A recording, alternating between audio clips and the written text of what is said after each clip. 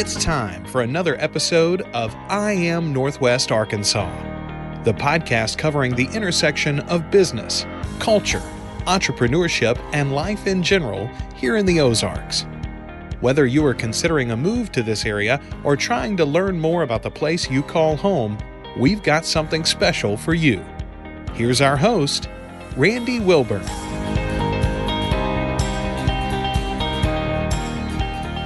Hey folks, and welcome to another episode of I Am Northwest Arkansas. I'm your host, Randy Wilburn, and I'm excited to be with you today, as I always am. You know, it's weird because lately I have been spending most of my time at the KUAF studios at 91.3 FM. Down there at 9 School Street, right across from the Fayetteville Public Library. Since we've joined and had this partnership between I Am Northwest Arkansas and KUAF, I find myself at the studio recording because the studio is just amazing. And I still record over at the Fayetteville Public Library, but every now and then a guest requests or asks if I could come to their physical location. And that is what today's episode is going to be about, because I'm getting to sit down with Emily Lawson, who is the founder of Pink House Alchemy. And Emily, I have been trying to connect with her and this company for a while now. I was fully aware of Pink House Alchemy. We've run in some of the same circles. We know some of the same people, but I had actually never met her. And so I was so grateful when her team reached out and we were able to connect and actually get together. And so I'm actually sitting here at this really cool desk that she had made right in her office. And it's across from where all the magic happens and all the bottles get bottled for Pink House Alchemy. And we'll talk a little bit about that later. But without further ado, I want to welcome Emily Lawson, founder of Pink House Alchemy, to the podcast. How are you doing? I'm doing well. Thanks so much for having me. Absolutely. I hope that run up was good for you, because I just wanted to kind of, I like getting out of my normal routine to go meet with somebody and do an interview. And like I told people, I've interviewed people in a coffee shop, you name it. As long as you have the right equipment, you can do it. And the sound is not going to be offensive to people. So that's the key thing here. So, but no, I really appreciate you having me here at your location. The Pink House Alchemy is almost before you get, if you're headed south on College, it's right before you hit North Avenue. There's a bunch of pink buildings now because there's Presley Page, there's Pink House Alchemy, and of course, my good friend, Olivia Trimble. So there's a little bit of everybody right here. And there's a lot of creativity happening right in this little neck of the woods in Fayetteville. And so I'd love for you just to kind of share with our audience your superhero origin story. We talked about this before we started recording, that I was going to ask you, you could go back as far as you want, but wherever you'd like to start, just kind of telling the story about how you got involved with Pink House Alchemy and how this all came about. Yeah, that's a great question. And how far back should I go? I think that so much of the influence of Pink House from its inception and where we're at today came from my access to farmland and farm food growing up.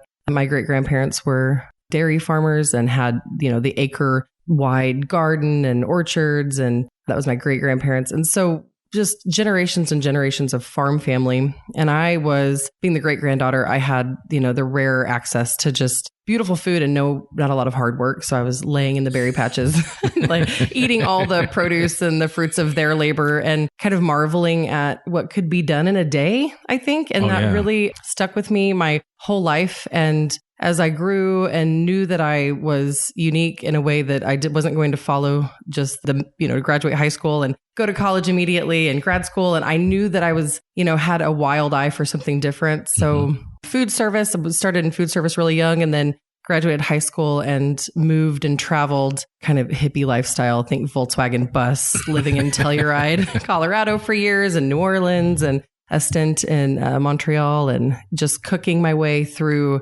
what the United States had to offer. And so I think during all of that time in my 20s, I was kind of amassing this interesting tool belt of skills. I went to massage school. I studied some culinary things. I cooked a lot. I bartended, and quickly, taking leadership roles, like fake it till you make it. Right. I remember at one point I was a foreman for a landscaping company. I'd never even done any of that work before, but they trusted me and gave me the keys to all the trucks. So I think I was, an entrepreneur. I think that was back in 2000. I was building those skills for what that meant. And then it became a quick buzzword of what that means to be an entrepreneurial spirit. And then I learned that was me, Yeah, they're calling it side hustles now. Side hustles. You had like a multitude of side hustles that have transformed into ultimately what you are today. That's it. And, it's funny you mentioned that, and I won't go off on a tangent, but, I got exposed to, I kind of derived a lot of my hustle from working in the restaurant community. I was 14 serving alcohol to people when I really shouldn't have been in Teaneck, New Jersey, but I worked for a couple that had a really nice, really lower key version of Atlas, here in Fayetteville, but fabulous cook. He was from Jamaica. I forget where she was from, but anyway, the food was insanely good. And they only had a handful of tables and they were sold out every night. And I was in there and I was part of the family. And I learned the hustle of what it meant to work in a thriving, growing restaurant. And it was so much fun. And, once I cut my teeth there, that was it. I mean, I waited tables through the end of high school, into college. And I tell my sons all the time, it's some of the most honest work that you can get. And if nothing else, it will help hone your skill set of building relationships, understanding the importance of, the here and now, being focused on those individuals that you're serving at that moment and how it will take you to the next level. And I only go off on that because it seems like just in the little bit that you've shared so far, that really is what helped define who you are. Oh, indeed. Yeah. What is service? What does that mean? And all of those jobs that I was working in, skills I was gaining were strictly focused on service, right, and being of service to your team and to the people you were serving. And yeah, it's an addictive and fun and fast-paced thing and deeply creative. I did move back to this part of the country when I was 25 years old and had my first child, and things changed immediately. The Type A Emily showed up on the scene and said, go to college and take over the world. I think I had a lot of really intense ambition at that time. And I moved from Eureka Springs, Arkansas, where I had landed post Colorado, and went to the University of Arkansas and studied dietetics and biology. I was a pre-med student and had a new child. And so I had kind of a series of traumas that happened during that time. My mother passed away from cancer. I was diagnosed with a heart condition. Went through a divorce, so many things that piled up during that time. And, anytime you go through something like that, something else is coming, the birth of something else. So when I was in college, I was working at the Fayetteville Farmers Market for the Arcegas. And there was, we're selling this and serving this beautiful coffee. They were direct to farm. And this was back in 2006 or 7. Okay. Is that right? No, it was 2009 or 10. And that was still new. The third wave coffee movement was just very, very new. But the Arcegas had been doing it for a long time, coaxing flavors out of light roasting beans, not overly extracting things, just a different way of, not the antithesis of Starbucks in a lot of ways. And I was learning from them. Yeah. And it was reminiscent of all my wine, knowledge I had gained when I was in the service industry in Telluride. And I saw a bridge between what they were doing, being direct to source, and, people were hiding Tarani simple syrup bottles under the table, not wanting to show up. And I just could see it very plainly. So we were working at a farmer's market, and we bought a bundle of lavender from Ugly Bunny Farms and made lavender simple syrup that following week and brought it back to the farmer's market to sell in lavender and lemonades and coffees. And it was just kind of an instant, it was an instant attachment. They really loved being able to look at the farm and drink their drink and be like, oh my God, I know them and I can taste that. And then, trying to do that every week, week over week, and getting the engagement from the community was outrageous. Yeah. And it was very clear at that time that it could be something big. And I think my attitude and all those tools that I had been amassing on my travels, and then now, all the way through college, business was where I was headed. So the entrepreneurial spirit evolves. I don't want to be a serial entrepreneur. I'm hopeful to be a business person that can maybe have a little bit more structure. And so Pink House was born in that way. What year was that? That was 2012. Okay. 2012, It was born. Yeah. 2 years before I moved here. Yeah. Yeah. That, I love that story because before I ask this question, the farm that you grew up on, was that here in Arkansas? It was in Missouri. Okay. And I did not grow up on a farm, to be clear. I do have a really funny story that was told about me from an interview. One of the quotes was, Emily Lawson, when we're living on a farm, milking cows tippy-toe on a pickle bucket, which you would have to be about 3 inches tall to do that, first of all. Right. So for the record, I have never milked cows ever. Okay. All right. I did not live on a farm. But I had endless access to my great grandparents' farm, and that was in Missouri, eastern Missouri. So southwest, Arkansas, northwest Missouri, we're just touching each other in reverse. So outside of Springfield. Okay, all right, cool. So, well, you got it honestly though, right? Because you were around that. Absolutely, yes. I got to say, we've had some farmers on the podcast, and there is a whole different. I mean, I guess. I'm a city boy, I guess, born outside. I mean, born in Richmond, Virginia, but I grew up outside of New York City. So that's what I knew. And then I went to Washington, D.C. for college. And so I've always been in the city, but I had an appreciation for just being out in the community and especially in a more agricultural setting. And I have family that have huge amounts of land in Southern Virginia. But so I can appreciate it, but I couldn't appreciate it until I moved here to Arkansas. And I think when I had one of the heads of the agriculture program at the U of A talk about how important the agricultural economy is to Arkansas.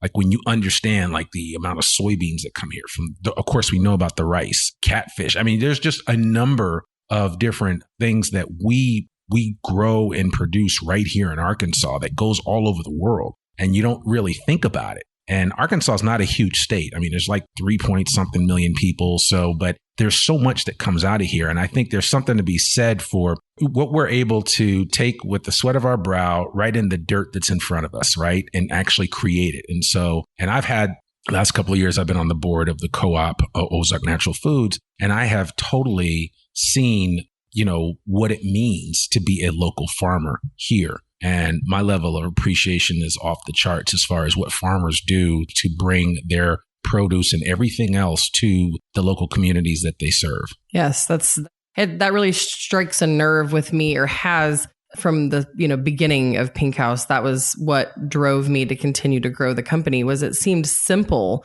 in simple terms for me. It's grown here. I have the fortitude to figure out how to make these processes easier for everyone. Why aren't we all doing this? Yeah. There was just a real sense of like, oh, no. There's no gateway to entry. Let's just do all of this. Let me contact every farmer I know. And, oh, you didn't grow enough this year. I'll buy it ahead of time. Just trying to disrupt a little bit, because there is a gateway for a block to entry for farmers to sell through to stores and manufacturers. And that's a big, something that I have been working on since the beginning of Pink House. We currently buy as much as we possibly can from the state of Arkansas. Okay. We buy all of our berries from Megara farms and peripheral berry farms that can support us and sustain us. We pay fair rates for berries. We're not going in asking for a deal. We're just working directly with the farmers of what's sustainable and what to expect for a season. We work with farms all over the world in the same respect. It doesn't have to be local. Arkansas is changing what we can grow. When I first started this company, I was like, I'm getting into brandy. I'm going to make apple brandy just like they used to do. Bentonville was like a home of a really delicious brandy for many, many years, a major exporter of it. And one of my friends and trusted colleagues told me, that's not sustainable. The apples can't grow here like they used to. Right. It's kind of crushing. I was like, Arkansas black apples was going to be a huge anchor of what I love. And I had to change. I had to think about what can we produce here? What would be, what's going to be regenerative? What's going to help, the grounds that it's growing on? And we're continuing to have those conversations. We're learning all the time and building new relationships that, help to fortify the food system in Arkansas, which is not the best system. I mean, we have a really hard time feeding the people in our state. So Pink House, the more food you can pack into an area, no matter how it gets here, is going to eliminate some of that food desert issue that we have. So oh my Pink gosh. House we aggregate. We're trying to do that. Preacher, choir. Yeah, I get that. And it is a real, and you think about it and you're like, man, it's like, why is that such a struggle for us when we produce so much? I think a lot of it, I'm always amazed at when I go to places and I see how much waste takes place when it comes to food. And it's insane. It's like, we've got to figure out better ways to create laws around certain things that, allow restaurants to give away whatever they have left. Because, of course, everybody's worried about being sued, right? And so it's like, I can't give this away. Yeah, I've got almost a half tin of chili, but I can't give it away. I got to throw it out. And it's almost sinful when you think of it, because it's like we could be doing so much more. I know. With what we have, especially figuring out ways to leverage the leftovers and the things that we could be giving to a lot of people that are going hungry. And I see it more so now than when I first moved here. You know, I ride the trail, so I see some of the tenements. I see some of the places where people are living out in the. I mean, that's one of the advantages of being here in the Ozarks is that you have a lot of places that you can literally go and pitch a tent, right? And you can be right on the outskirts of just everyday living.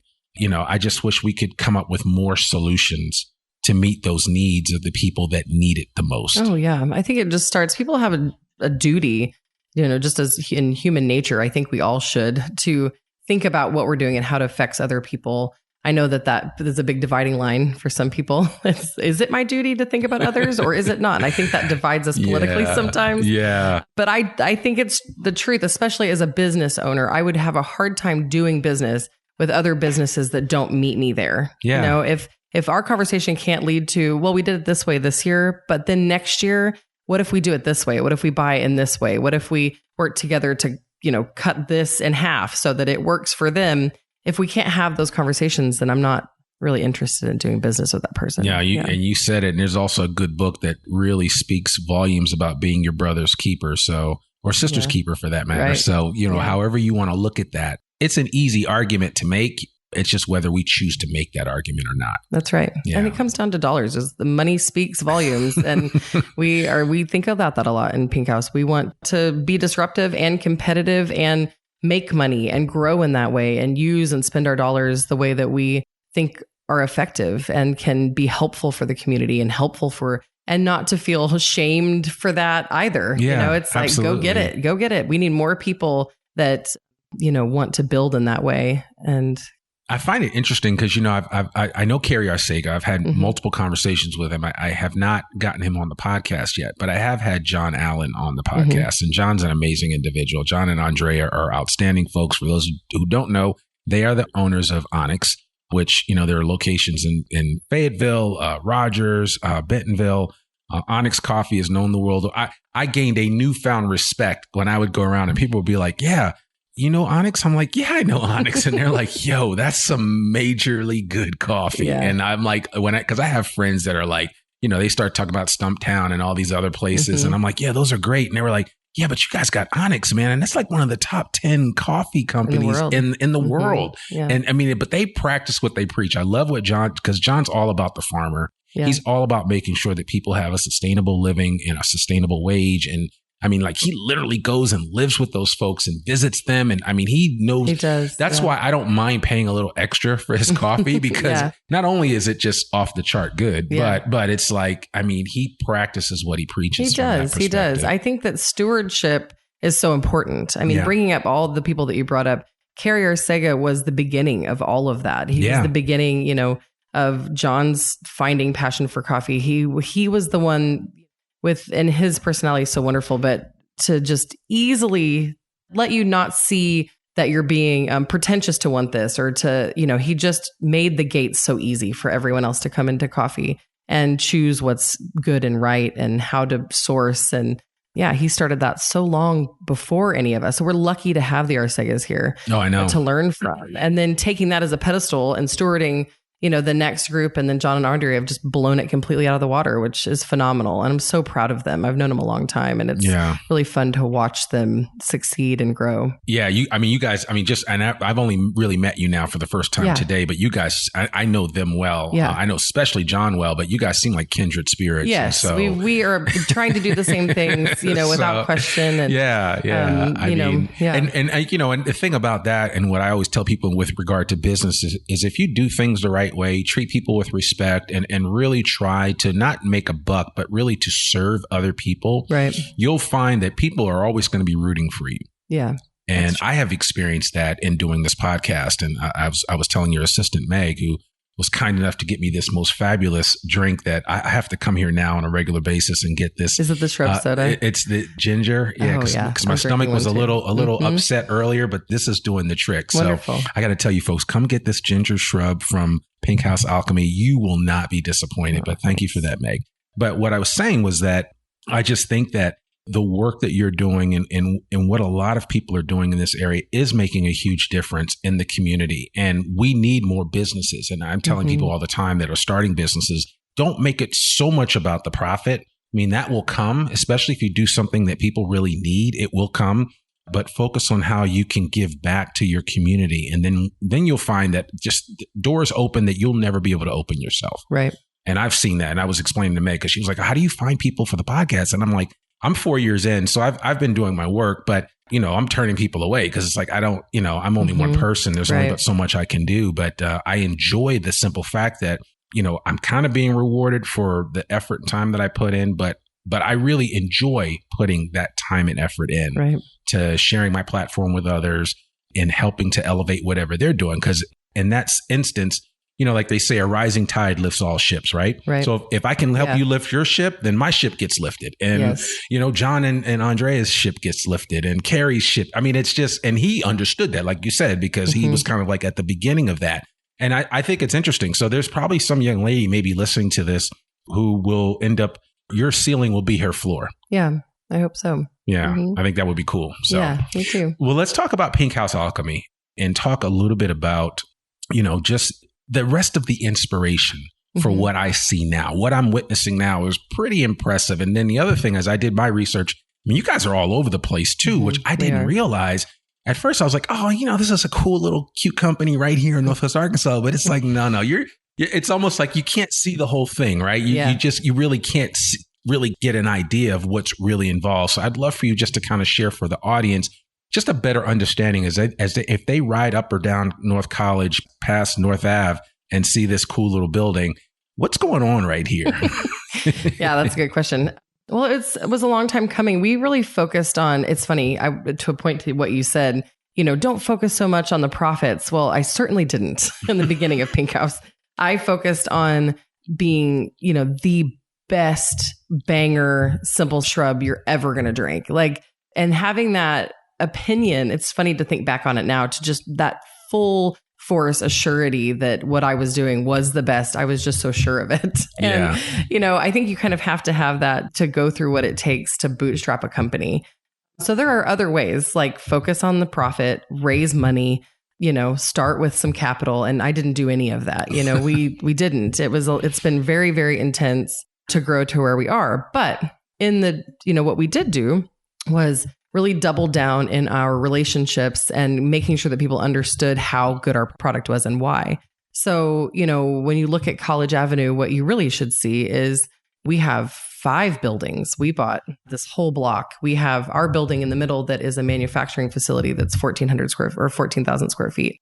And our cafe is in the front that you'll get to try things that will never come out to market. You get to really see where we're headed and what we're thinking about and what's interesting to us and what we're trying to support and who we're trying to support. And, it's this wonderful little ecosystem, the market in the front of Pink House, that educates me so much on what the market needs and what they think of Pink House and that community space that we really need to connect with our brand. And we're in all 50 states. We're in a couple of countries. We are manufacturing to be the base in a lot of ready to drinks that you see out on the market, coffee, cocktails. We, ship totes and drums and buckets all over the country.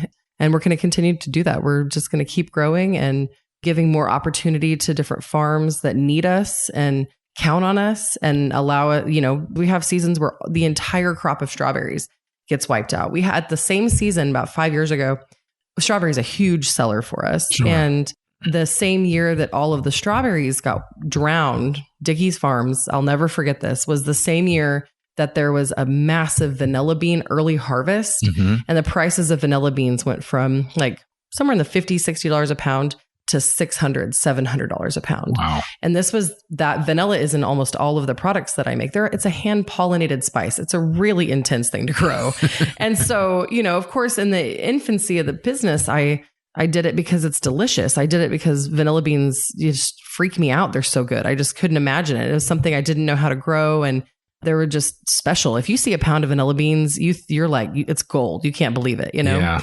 But again, that, other ways to start businesses. Should you start a vanilla bean business when, the prices go up 500-fold?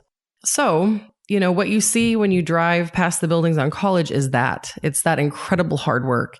I've had some members of my team that have been with me from almost the beginning that have lost sleep and spouses and not to death, thankfully, but, to just working really, really, really hard, believing in something and trying to make change. That's what we're trying to do. And so that's what you should see. Yeah, I love that. How many employees do you have? I think we have 24 full-time employees. Okay. And then we have a slew of part-time and event staff. And there's a lot of people that work for Pink House. Yeah. Yeah. Cause I've seen, you have event staff at a lot of events. We do. Like we a lot. Do. So, cause I'm like, you guys, you guys are well represented in Northwest Arkansas. Cause every time I turn around, it's like, and we've got such and such mocktail or cocktail provided by Pink House Alchemy. I mean, so you guys are in the mix there. Yeah, so we never say no. We'll always give you a cocktail. Always. Yeah. Well, speaking of that, with all the different flavors that you have, all the different offerings, and it's almost like you're like, man, if I have to drink something, I might as well drink something that I know was made with love and care and quality. And it's not like a lot of ingredients that are not necessarily good for you. But when I think about this whole movement nowadays, like from cocktails to mocktails, how has that played into kind of your plans at Pink House Alchemy? And how have you guys been able to leverage that whole mocktail movement when it comes to people maybe not necessarily wanting to drink alcohol, but still wanting that, alcohol-like experience of drinking something that's kind of cool? Right. I think when you're in the service industry, like you are, when that's part of your pulse and that's who your friends are and what you're doing, we were all riding the same wave where I was cutting back drinking years ago. Everybody's that I'm around is coming up with alternatives and, thinking about what we could do a little bit different, working out a little bit more, just taking responsibility. The pandemic had a huge you either drank all the time or you were like doing yoga and drinking or trying to take a break. And so I think the writing was on the wall. It kind of felt like we were doing it first. Like I know we weren't, it's because there's always this collective consciousness that's happening, but it definitely felt like that, 18 months ago when we started developing menus and thinking about it. And we're working on a non-alcoholic Amaro right now that is just phenomenal. And it's made with muscadine, grown just in Arkansas and Alma. And so we launched that at the Format Festival this last year. And, what an incredible conversation point to see where is the rest of the country and world at in the NA market. Well, they're here for it. They're ready for it. They are. We're launching it in this next season when the grapes come out. But we have Pink House is leaning fully into it. We have an NA happy hour every Thursday that pops off. It's so fun.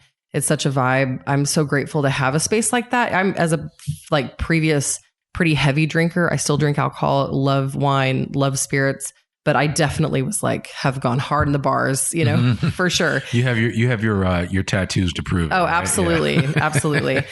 But yeah, I think I was excited to see and to feel the flirty energy, the just all of that. When you get people in one room doing something together, I was so thrilled to see that show up without booze, Yeah. And so we were really leaning into it. And I think that people, drinkers or not, they're going to come for a vibe and try something different. So yeah, Pink House we're all about it. Yeah. Well, no, trust me, I have discovered it and I'm kind of like you where, I've gone hard, but I've also always had control around it, but there's just something about waking up the next morning and feeling great.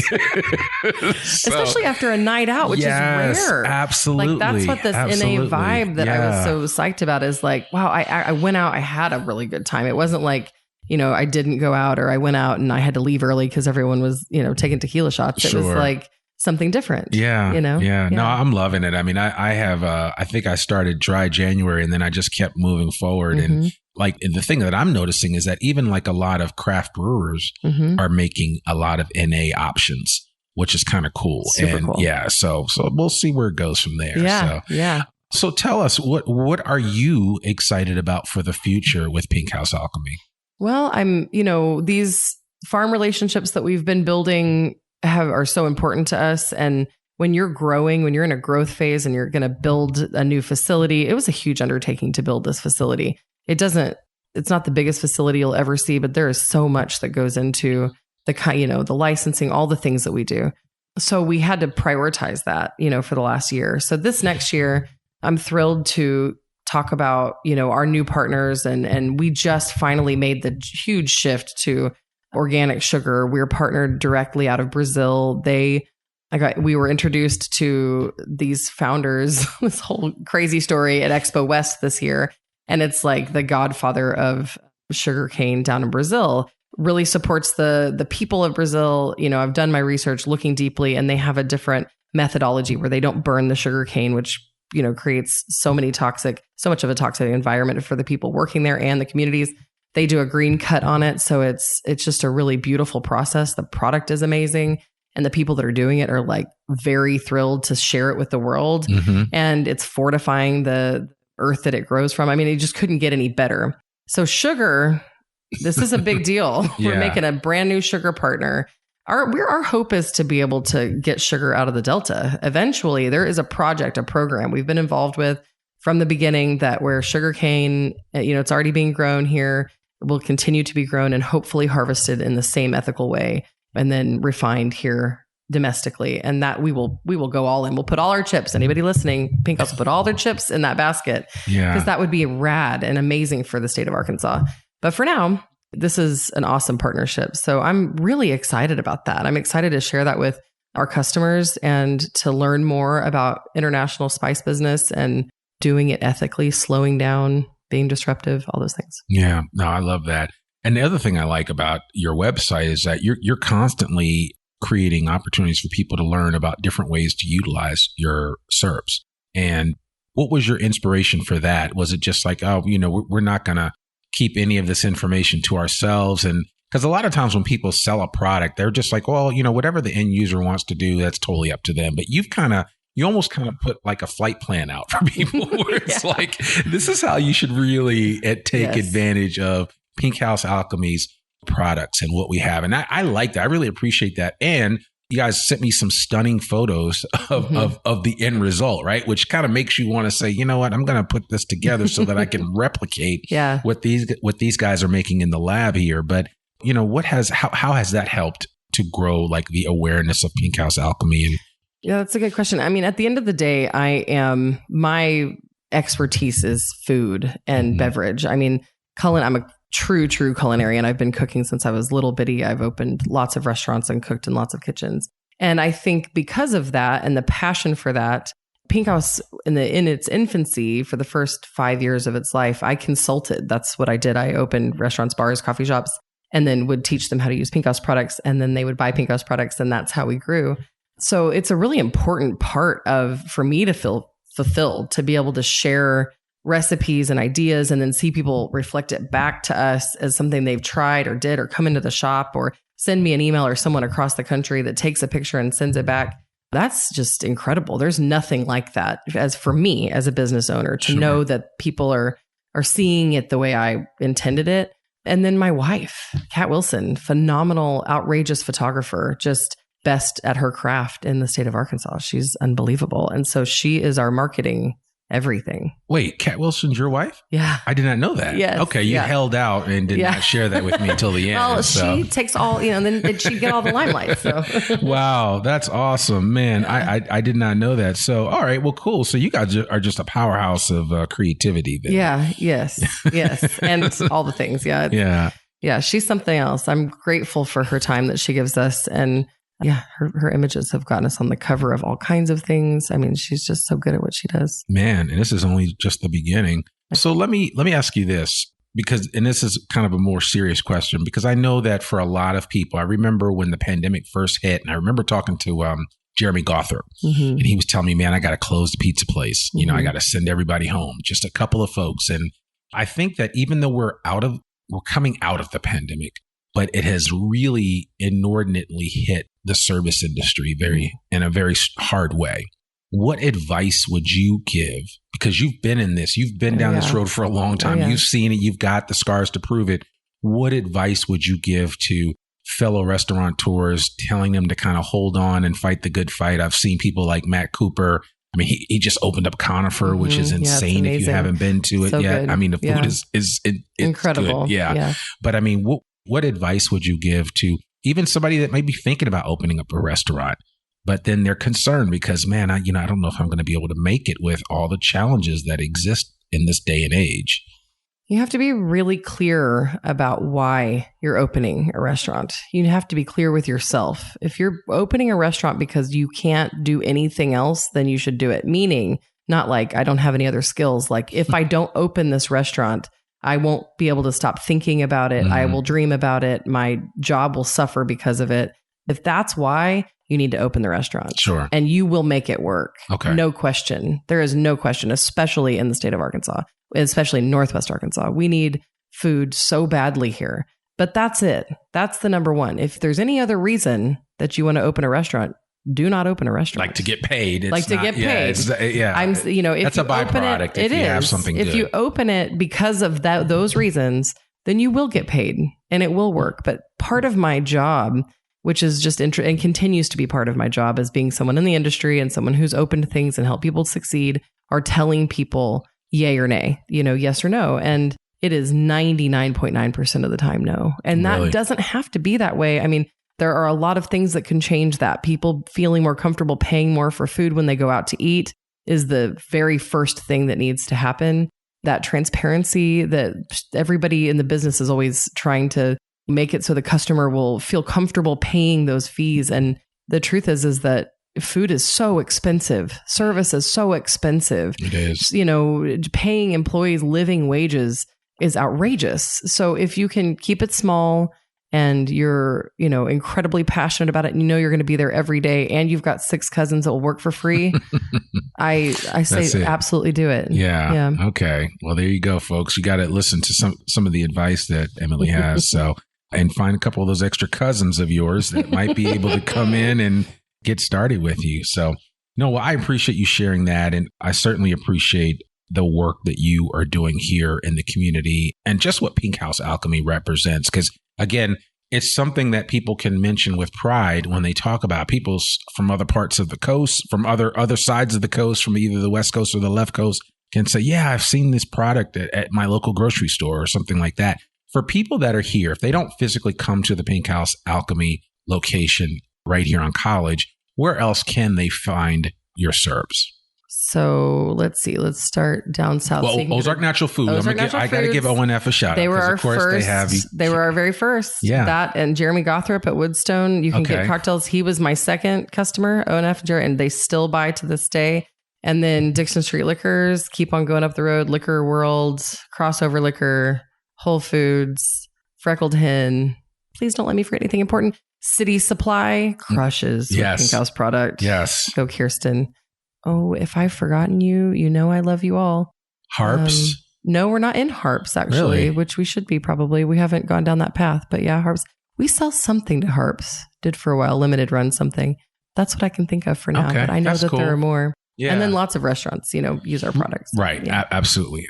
Because I see a lot of them advertise it. And it's one of the first things that they mention is Big Box Karaoke. Alchemy. That was a project of mine. And Justin and Melina. Yeah, I love absolutely. them. Wonderful people. They are. They really are. I So know. What could you say about the ecosystem of entrepreneurs here in Northwest Arkansas? Like if somebody's listening to this, they're thinking about moving here. Maybe they have a business that they want to relocate. Because I've had several people on the podcast that have relocated here to bring their company, which I think is cool. Yeah, that's cool. But what would you say to somebody that's kind of on the precipice of making that decision to come to Northwest Arkansas? You've been here for a while, you've tested it, and you're doing okay. Yeah. What would you say to them? There's so many layers to participate in Northwest Arkansas. There's university level where you can get unlimited free coaching and access through the Walton Business School, which I did every single thing that they had to offer. I was like, you got anything else? What else you got? ASB, and TDC. ASB, CED, all of it. The startup, the scale up junkie, all of that. Create, she does a wonderful job with her programming. And then just the ecosystem, it's a very small group of us. You mentioned probably only the 6 people that I hang out with ever on this podcast. And just, we are a small group and we want to see each other succeed, and everyone follows each other's, little successes. And if something cheering happens, them on and cheering them on, and I think that that's really important, even if we just do it from a distance. I think that that's the truth. But yeah, there's a lot of ways to participate. And if you're a bigger company, we have, transportation, logistics. We just have everything in Arkansas that's why Pink House is on the path that we're on to stay here because there are so many resources for us as we grow. Yeah, no, absolutely. And I agree wholeheartedly. And the one thing I will add to everything that Emily just said is that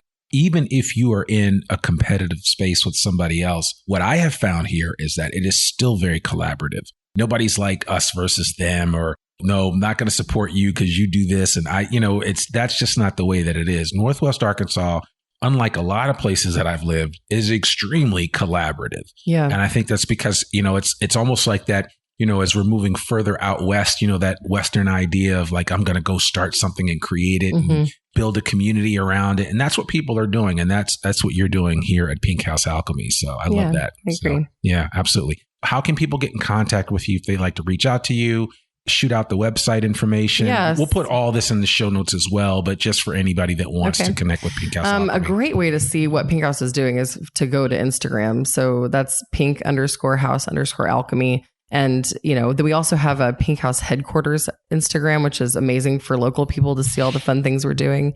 Our website is www.pinkhousealchemy.com.